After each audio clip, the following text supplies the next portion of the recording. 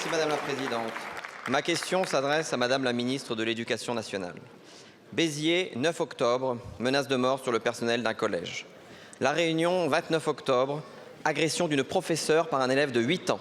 Une côte cassée, plusieurs jours d'ITT. Thonon-les-Bains, 8 novembre, menace d'attentat contre un principal. Antibes, 18 novembre, rixe au couteau entre élèves, une AED blessée. Voici un très bref échantillon des faits de violence qui se sont produits dans nos écoles depuis 2 mois.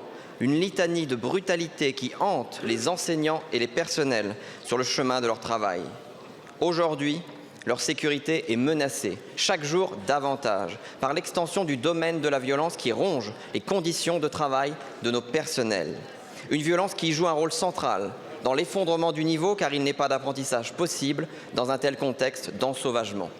Une violence qui joue aussi un rôle central dans la crise d'attractivité du professorat, car personne ne désire enseigner dans de telles conditions d'insécurité. Face à ce défi, vous avez annoncé solennellement la fin du pas de vague.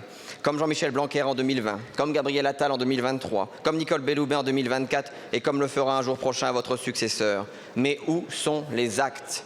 Si l'accompagnement des victimes a heureusement fait quelques progrès, où sont les mesures pour mettre fin à la violence, pour prendre le mal à la racine et non pour seulement en gérer les conséquences?